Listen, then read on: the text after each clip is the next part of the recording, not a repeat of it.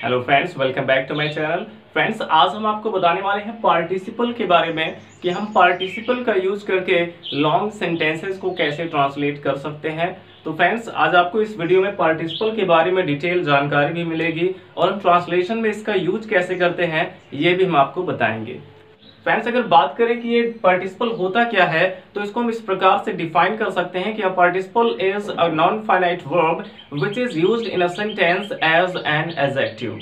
यानी कि पार्टिसिपल क्या है, ये एक प्रकार का नॉन फाइनाइट वर्ब है जो कि सेंटेंस में एक एडजेक्टिव की तरह यूज होता है। पार्टिसिपल वैसे है तो एक नॉन फाइनाइट वर्ब, लेकिन इसका यूज जो हम सेंटेंस में करते हैं वो एक एडजेक्टिव की तरह यूज होता है। और फ्रेंड्स, इसके 3 टाइप्स होते हैं। पार्टिसिपल 3 टाइप्स के होते हैं। एक होता है present participle, past participle, but तीसरा फ्यूचर नहीं है, तीसरा है perfect participle. Present participle, past participle और परफेक्ट पार्टिसिपल। तो ये 3 टाइप्स के पार्टिसिपल होते हैं, जिसमें प्रेजेंट पार्टिसिपल की अगर बात करें तो प्रेजेंट पार्टिसिपल में वर्ब की आईएनजी फॉर्म का यूज हम करते हैं। प्रेजेंट पार्टिसिपल में वर्ब की आईएनजी फॉर्म का यूज किया जाता है और पास्ट पार्टिसिपल में वर्ब की थर्ड फॉर्म का यूज किया जाता है और परफेक्ट पार्टिसिपल में हैविंग के साथ, क्योंकि ये परफेक्ट है तो इसमें हैव का यूज होना चाहिए, इसलिए यहाँ पे हैविंग के साथ V3 का यूज किया जाता है। तो ये इसका रूल है फ्रेंड्स कि प्रेजेंट पार्टिसिपल में वर्ब की आईएनजी फॉर्म का यूज करते हैं, पास्ट पार्टिसिपल वर्ब की थर्ड फॉर्म को कहते हैं और परफेक्ट पार्टिसिपल में हैविंग प्लस वर्ब की थर्ड फॉर्म का यूज किया जाता है। अब बात ये आती है फ्रेंड्स कि वर्ब की जो आईएनजी फॉर्म होती है ये प्रेजेंट पार्टिसिपल भी कहलाता है और ये जेरेंड भी कहलाता है और ये एक वर्ब की फोर्थ फॉर्म भी होती है जो टेंसेस में हम यूज करते हैं। तो कैसे हम ये इसका डिफरेंस समझेंगे? फ्रेंड्स, सबसे पहली बात, अगर ये जेरेंड फॉर्म में होगा, वर्ब की आईएनजी फॉर्म का यूज अगर हम जेरेंड फॉर्म में करते हैं तो वो वर्ब की आईएनजी फॉर्म एक नाउन के रूप में यूज होती है। और एक नाउन का क्या काम है कि वो या तो एक सब्जेक्ट का काम करता है या फिर एक ऑब्जेक्ट का काम करता है। अर्थात जब भी किसी सेंटेंस में वर्ब की आईएनजी का यूज हुआ हो एक सब्जेक्ट के रूप में या फिर एक ऑब्जेक्ट के रूप में, तो वहां पे उस वर्ब की आईएनजी फॉर्म को हम जेरेंड कहेंगे। और फ्रेंड्स, अगर किसी भी सेंटेंस में वर्ब की आईएनजी फॉर्म का यूज हुआ है जिससे किसी एक एक्शन के कंटिन्यू होने का पता चल रहा है, तो अर्थात वहां पे वर्ब की फोर्थ फॉर्म को एज अ वर्ब यूज किया गया है। बट अगर किसी भी सेंटेंस में वर्ब की आईएनजी फॉर्म का यूज हुआ है और वो किसी एक नाउन को मॉडिफाई करता है, अर्थात किसी एक नाउन के बारे में हमें कुछ एक्स्ट्रा इंफॉर्मेशन देता है, अर्थात वो वहां पे एडजेक्टिव के रूप में यूज हुआ है और तब हम उसको प्रेजेंट पार्टिसिपल कहेंगे। तो फ्रेंड्स, आई होप आपको समझ में आया होगा तीनों में डिफरेंस क्या है कि जहां पे वो एक एज अ वर्ब यूज होता है, एज एन एडजेक्टिव यूज होता है और जेरेंड फॉर्म में यूज होता है वर्ब की आईएनजी फॉर्म। और फ्रेंड, दूसरा जो है पास्ट पार्टिसिपल में वर्ब की थर्ड फॉर्म का यूज करते हैं, बट फ्रेंड्स वहां पे ये भी एक एडजेक्टिव का काम करता है, किसी एक नाउन के बारे में हमें इंफॉर्मेशन देता है कि वो नाउन किस कंडीशन में है, उस नाउन की अवस्था को बताता है वर्ब की थर्ड फॉर्म, तो वहां पे वो पास्ट पार्टिसिपल के रूप में यूज हुआ होता है। और उसी तरह से परफेक्ट पार्टिसिपल है जिसका यूज हम तब करते हैं जब हमारा पहला वाला एक्शन समाप्त होने के बाद दूसरा एक्शन शुरू होता है, तो वहां पे हम परफेक्ट पार्टिसिपल का यूज करते हैं जब पहला वाला एक्शन पूरी तरह से समाप्त हो जाए और उसके बाद दूसरा एक्शन शुरू होता है। तो फ्रेंड्स, अब देखते हैं कि हम इसका सेंटेंसेस में कैसे यूज कर सकते हैं। और फ्रेंड्स, जैसा कि सेंटेंस को ट्रांसलेट करने की बात है तो हम ज्यादातर सेंटेंसेस को उसके सिचुएशन के अनुसार ट्रांसलेट करते हैं। तो फ्रेंड्स, सबसे पहले हम देख लेते हैं कि प्रेजेंट पार्टिसिपल में कौन कौन से सिचुएशन रहने पर हम प्रेजेंट पार्टिसिपल का यूज करते हैं। तो अगर देखा जाए फ्रेंड तो इसमें 4 ऐसे सिचुएशन होते हैं जिसमें हम प्रेजेंट पार्टिसिपल का यूज करते हैं। और इसके पहले इसका हम रूल जान लेते हैं कि सबसे पहले अगर इसमें 2 एक्शन कोई हो रहा है तो हम सबसे पहले वर्ब की आईएनजी फॉर्म का यूज करेंगे जो कि एक पार्टिसिपल के रूप में यूज होगा, प्रेजेंट पार्टिसिपल के रूप में, और उसके बाद इससे रिलेटेड जो ऑब्जेक्ट होगा वो लिखा जाएगा और फिर हमें कॉमा लगाना है। कॉमा के बाद हम जो प्रिंसिपल क्लॉज होगा उसको टेंस के अनुसार ट्रांसलेट कर लेंगे। तो ये इसका फॉर्मूला है फ्रेंड्स, इसमें हमें कॉमा लगाना भी जरूरी है। बट फ्रेंड्स, हमेशा हमें वर्ब की आईएनजी फॉर्म का यूज सबसे पहले नहीं करना होता है, कभी कभार इसका यूज हम बीच में भी करते हैं। तो इसके लिए हम चारों सिचुएशन देख लेते हैं। पहला सिचुएशन क्या कहता है कि यदि दो काम एक साथ होंगे, यदि 2 काम एक साथ हों और दोनों को करने वाला व्यक्ति भी एक हो और एक ही सब्जेक्ट के द्वारा, एक ही सब्जेक्ट के द्वारा, ये भी इसमें कंडीशन है।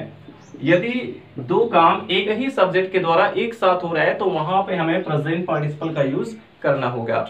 जैसे अगर कहना है कि बिस्तर पर लेटकर वह टीवी देख रही थी, तो बिस्तर पर लेटी भी है और टीवी भी देख रही है। बट फ्रेंड्स यहाँ पे देखा जाए तो वह कोई दो एक्शन नहीं कर रही है, वो लेटी है, उसकी अवस्था बताई गई है, इसलिए यहाँ पे एक एडजेक्टिव का काम करेगा। सेकंड हम देखते हैं कि यदि दूसरा काम पहले पर डिपेंड हो, पहले पर निर्भर हो, और इसका ये मतलब है फ्रेंड्स कि पहला काम होते ही दूसरा हो जाए, अर्थात अगर पहला काम नहीं होता तो दूसरा भी नहीं हो पाता, या फिर ऐसा हम कह सकते हैं कि पहला काम होने की वजह से दूसरा काम हुआ। उसी तरह से यहाँ पे थर्ड जो इसका सिचुएशन है वो ये है, कारण का बोध होने पर, रीजन का बोध होने पर भी हम प्रेजेंट पार्टिसिपल का यूज करते हैं। और लास्ट यहाँ पे जो चौथा सिचुएशन इसका है, यदि किसी को कुछ करते हुए देखा, पाया या सुना जाए, तो वहां पे हमें प्रेजेंट पार्टिसिपल का यूज करना होगा। अब फ्रेंड्स आप चाहें तो इसका स्क्रीनशॉट ले सकते हैं, इसके बाद हम इसको एग्जांपल के माध्यम से आपको बताते हैं। तो फ्रेंड्स हमारा फर्स्ट एग्जांपल है, अपने हाथ में एक लालटेन लेकर एक अंधा व्यक्ति सड़क पर चल रहा था। अपने हाथ में एक लालटेन लेकर एक अंधा व्यक्ति सड़क पर चल रहा था। तो इसमें फ्रेंड्स अगर देखा जाए जो यहाँ पे फ्रेज आया हुआ है कि अपने हाथ में एक लालटेन लेकर, ये उस अंधे व्यक्ति के बारे में हमें कुछ एक्स्ट्रा इंफॉर्मेशन दे रहा है, और जो हमें किसी एक नाउन के बारे में एक्स्ट्रा इंफॉर्मेशन देता है उसको हम एडजेक्टिव कहते हैं। अर्थात यहाँ पे ये जो फ्रेज आया हुआ है इसका यूज एक एडजेक्टिव के रूप में हुआ है। तो अब देखते हैं फ्रेंड्स इस सेंटेंस को कैसे हम ट्रांसलेट करेंगे। तो सबसे पहले देखेंगे यहाँ पे एक वर्ब आया हुआ है लेकर, तो जो भी पहला वर्ब इसमें आया है उसका आईएनजी फॉर्म सबसे पहले हमें लिखना है। तो लेकर, लेना की अंग्रेजी टेक होती है, या फिर यहाँ पे हम कैरी का भी यूज कर सकते हैं। तो इसमें हम कैरिंग का यूज सबसे पहले कर देते हैं, carrying a lantern, carrying a lantern, क्या लेकर, एक लालटेन लेकर। तो कैरिंग अ लैंटर्न, अब अपने हाथ में के लिए in his hand, carrying a lantern in his hand, ये हमारा जो फ्रेज था ये पूरा ट्रांसलेट हो गया अब कि अपने हाथ में एक लालटेन लेकर, या फिर यहाँ पे हम टेकिंग का भी यूज कर सकते थे, taking a lantern in his hand. अब इसके बाद क्या करना है फ्रेंड्स, यहाँ पे हमें कॉमा लगाना है, और कॉमा के बाद जो प्रिंसिपल क्लॉज है इसको हमें जिस टेंस में उस टेंस के रूल से ट्रांसलेट करना होगा। और फ्रेंड्स हमने आपको पहले बताया कि प्रिंसिपल क्लॉज क्या होता है, जिसका पूरा सेंस होता है। जैसे एक अंधा व्यक्ति सड़क पर चल रहा था, इसका पूरा सेंस निकल रहा है, तो ये इसका प्रिंसिपल क्लॉज है। तो ये देखा जाए तो लास्ट में रहा था आया है, और इसमें कोई भी टाइम नहीं बताया गया कि कब से, अर्थात ये एक पास्ट कंटिन्यूअस का सेंटेंस है। तो सबसे पहले इसमें हमें सब्जेक्ट लिखना होगा फ्रेंड्स, सब्जेक्ट है एक अंधा व्यक्ति, अर्थात a blind man, blind man, और ये पास्ट कंटिन्यूअस का है, सिंगुलर सब्जेक्ट है, तो इसमें हमें वॉज का यूज करना है, अ ब्लाइंड मैन वॉज। और वर्ब की आईएनजी फॉर्म में लगानी होगी क्योंकि ये पास्ट कंटिन्यूअस है, तो चल रहा था के लिए वॉकिंग, वॉज वॉकिंग। अब कहाँ चल रहा था, सड़क पर, अर्थात on the road, on the road. तो फ्रेंड्स अब ये सेंटेंस हमारा कंप्लीट हो गया कि carrying a lantern in his hand a blind man was walking on the road. अब इसमें जो फ्रेज है कि carrying a lantern in his hand, ये वास्तव में हमें इस अंधे व्यक्ति के बारे में कुछ एक्स्ट्रा इंफॉर्मेशन दे रहा है, इस नाउन को मॉडिफाई कर रहा है, अर्थात ये एक एडजेक्टिव का काम कर रहा है। तो इसको हम कहेंगे प्रेजेंट पार्टिसिपल। और फ्रेंड्स इसमें जो सेकंड वाला सिचुएशन था जिसमें आपको बताया गया कि दूसरा वाला काम पहले काम पर निर्भर होता है, इसका एग्जाम्पल हम देखते हैं कि बाजार जाकर मैंने सब्जी और फल खरीदा, बाजार जाकर मैंने सब्जी और फल खरीदा। तो यहाँ पे अगर देखा जाए फ्रेंड्स, तो अगर वो बाजार नहीं जाता तो सब्जी और फल नहीं खरीदता, अर्थात जो दूसरा वाला काम है सब्जी खरीदने का, फल खरीदने का, ये डिपेंड है बाजार जाने पर। तो ऐसे सिचुएशन में भी हमें प्रेजेंट पार्टिसिपल का यूज करना होता है। तो सबसे पहले इसमें क्या करना है, हमें वर्ब की आईएनजी फॉर्म लिखनी है। जो पहला वर्ब इसमें आया, पहला वर्ब इसमें क्या है, जाकर। पार्टिसिपल का पहचान है फ्रेंड्स, अगर हिंदी वाला सेंटेंस होगा तो उसमें कर करके या फिर हुए आएगा। तो सबसे पहले हमें कर करके या हुए जो आया है उसका आईएनजी फॉर्म लिखना होगा अगर वो प्रेजेंट पार्टिसिपल का है तो सबसे पहले इसमें हम क्या करेंगे, जो जाकर आया हुआ है इसके लिए गोइंग का यूज हमें करना होगा, गो का आईएनजी फॉर्म। अब इसके बाद इसका जो ऑब्जेक्ट है बाजार है, तो to market, going to market. अब इसके बाद हमें यहाँ पे कॉमा का यूज करना है। फिर जो हमारा प्रिंसिपल क्लॉज है, मैंने सब्जी और फल खरीदा, ये पास्ट इंडेफिनिट का सेंटेंस है तो हम इसके रूल से बनाएंगे। मैंने खरीदा, आई बॉट, क्या खरीदा, सब्जी और फल, अर्थात vegetable and fruits, vegetable and fruits. तो हमारा सेकंड सेंटेंस बन जाएगा कि going to market I bought vegetables and fruits. और फ्रेंड्स हम देख लेते हैं, अगर कारण का बोध होता है तब भी हम वहां पे पार्टिसिपल का यूज करते हैं। उसका एग्जांपल देखते हैं, जैसे अगर कहना हुआ कि बीमार होने के कारण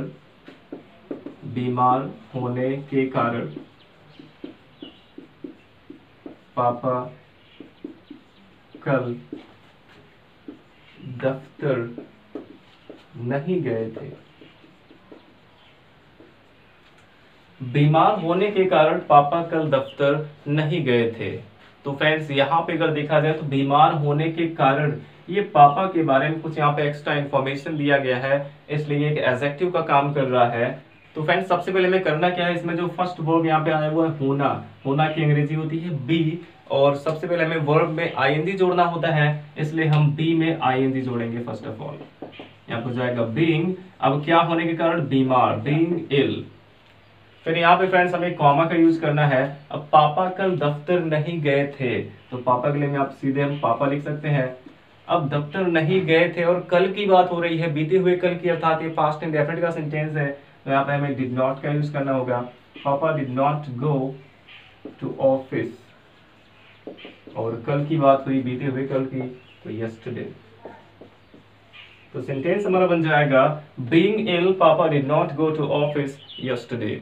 तो फ्रेंड्स अब देखते हैं हम जो हमारा फोर्थ सिचुएशन था, यदि किसी को कुछ करते हुए देखा, पाया या फिर सुना जाएगा। तो उसका एग्जांपल देखते हैं कि मैंने कल तुम्हारे बेटे को एक बागीचे में अपने दोस्तों के साथ जुआ खेलते हुए देखा था। तो फ्रेंड्स आप देख सकते हैं कि ये एक लॉन्ग सेंटेंस है, अर्थात हम पार्टिसिपल का यूज करके लॉन्ग सेंटेंसेस को भी ट्रांसलेट कर सकते हैं। तो फ्रेंड्स देखते हैं इसमें किसी को कुछ करते हुए देखा गया, तो ऐसे सेंटेंसेस को बनाने के लिए हमें क्या करना होगा फ्रेंड्स, ये पिछले वाले रूल से थोड़ा सा अलग है, इसमें हम वर्ब की आईएनजी फॉर्म से स्टार्ट नहीं करते हैं। तो सबसे पहले हमें क्वेश्चन करना होगा कि किसने किसे देखा, या किसने किसे पाया, या फिर किसने किसे सुना। इस तरह से क्वेश्चन कर लेना है, तो जो पूरा आंसर हमें मिलेगा वो हमारा प्रिंसिपल क्लॉज होगा। तो हमें प्रिंसिपल क्लॉज को सबसे पहले लिखना है। तो किसने किसे देखा था, जब हम क्वेश्चन करेंगे तो आंसर क्या मिला, मैंने तुम्हारे बेटे को देखा था, मैंने तुम्हारे बेटे को देखा था, अर्थात ये इसमें हमारा प्रिंसिपल क्लॉज है। तो इसको ट्रांसलेट करने के लिए फ्रेंड्स सबसे पहले हम यहाँ पे लिखेंगे सब्जेक्ट आई, और देखा था, और इसमें कल की बात हुई, अर्थात ये पास्ट इंडेफिनिट है, तो सी का second form saw. I saw, मैंने देखा था, किसे, तुम्हारे बेटे को, योर सन। तो फ्रेंड्स ये हमारा प्रिंसिपल क्लॉज हो गया, आई सॉ योर सन। अब इसके बाद फ्रेंड्स हमें जो बचा हुआ है उसको देखना है, क्या बचा है कि कल बागीचे में अपने दोस्तों के साथ जुआ खेलते हुए। तो सबसे पहले क्या करते हुए, जुआ खेलते हुए कि अंग्रेजी यहाँ पर देखेंगे वर्ब की आईएनजी फॉर्म यहाँ पे लगा के, तो gambling. I saw your son gambling, मैंने तुम्हारे बेटे को जुआ खेलते हुए देखा। अब यहाँ पे बचा क्या, कल एक बागीचे में अपने दोस्तों के साथ। तो फ्रेंड्स इसमें देखा जाए तो कल एक टाइम है और एक बागीचे में ये एक प्लेस है। और फ्रेंड्स जैसे कि हमने आपको पहले बताया है कि जब प्लेस और टाइम ये दो चीजें रहती हैं, तो हम प्लेस और टाइम ये दोनों को ही लास्ट में लिखते हैं, बट टाइम सबसे लास्ट में रहता है। अर्थात हमें पहले यहाँ पे लिखना होगा दोस्तों के साथ, अपने दोस्तों के साथ, की अंग्रेजी हो जाएगी with his friends, with his friends. अब इसके बाद हमें प्लेस लिखना होगा जो कि एक बागीचे में, अर्थात इन अ गार्डन, इन अ गार्डन। अब बचा क्या, कल, कल की अंग्रेजी सबसे लास्ट में हम यहाँ पर लिखेंगे यस्टरडे। तो फ्रेंड्स ये सेंटेंस हमारा कंप्लीट हो गया कि I saw your son gambling with his friends in a garden yesterday. तो फ्रेंड्स हमें करना क्या, सबसे पहले क्वेश्चन करना है किसने किसे देखा या किसने किसे पाया या किसने किसे सुना। अब जो आंसर मिला उसको पहले हमने ट्रांसलेट कर लिया और इसके बाद क्या करते हुए, इसके अंग्रेजी में लिखेंगे वर्ब की आईएनजी फॉर्म लगा के, और उसके बाद शेष बचा हुआ जो रहेगा उसको हमें लिखना होगा। तो फ्रेंड्स ये तो हो गया प्रेजेंट पार्टिसिपल। अब जो पास्ट पार्टिसिपल है इसको भी हम इसी में देख लेते हैं, इसी के साथ देख लेते हैं इसका भी एग्जाम्पल।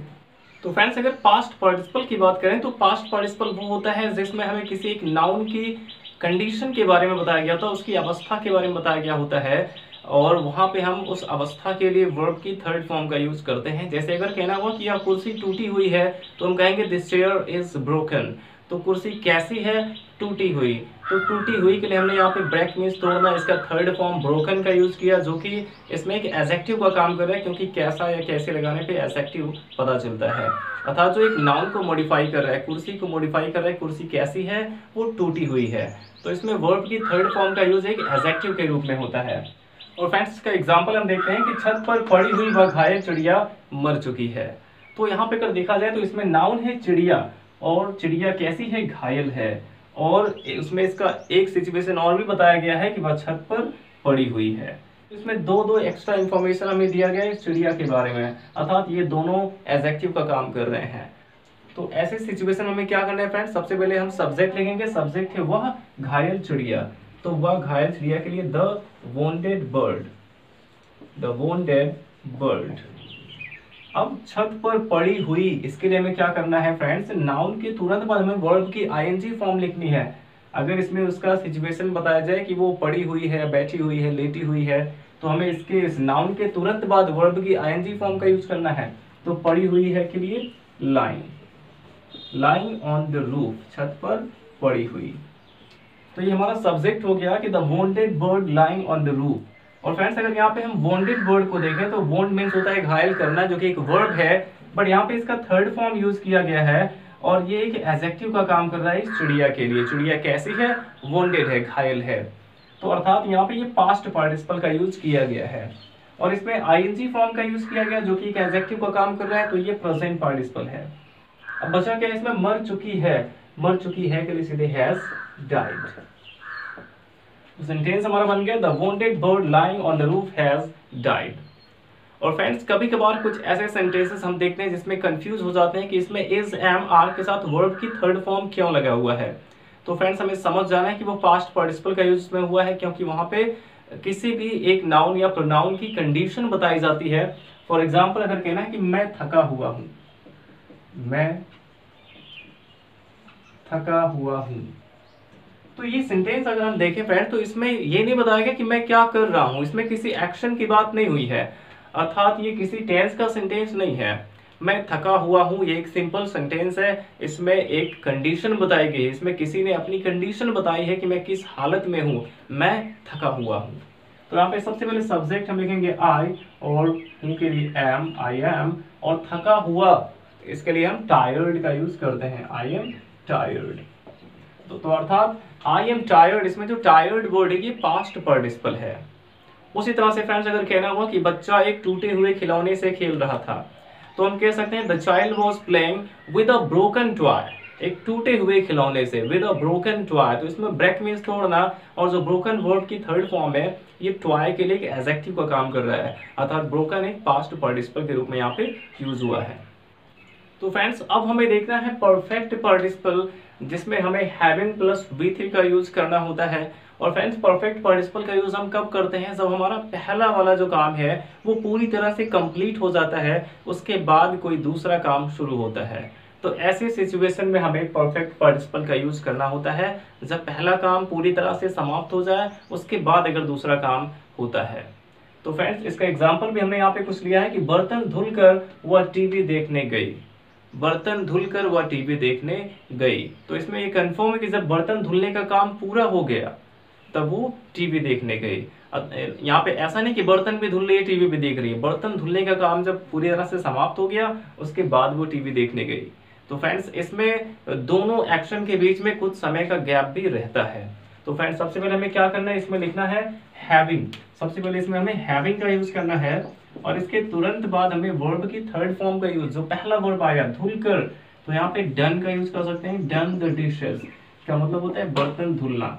तो ये हो गया हैविंग डन द डिशेस, अर्थात बर्तन धुलकर वह टीवी देखने गई। अब हम यहाँ पे कॉमा का यूज करेंगे, और वह गई ये पास्ट इंडेफिनिट का है, तो शी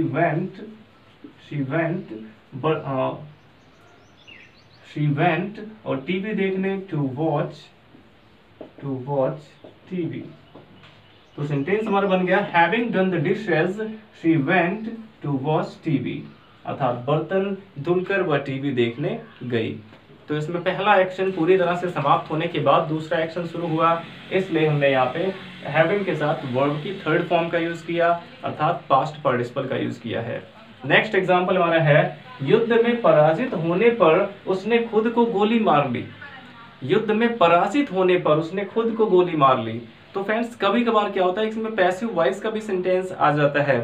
युद्ध में पराजित हो जाने पर का मतलब पराजित किए जाने पर उसने खुद को गोली मार ली। तो इसको हम पैसिव वॉइस के रूप से जब बनाएंगे तो हैविंग के साथ हमें बीन का यूज करना होगा फ्रेंड्स।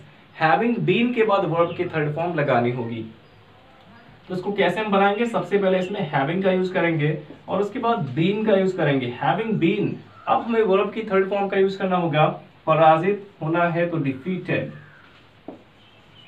Having been defeated. तो पराजित हो जाने पर का मतलब पराजित किए जाने पर है, इसलिए हमने यहाँ पे पैसिव वॉइस के रूल से इसको बनाया कि हैविंग बीन डिफीटेड, पराजित किए जाने पर, कहा युद्ध में, अर्थात इन द बैटल।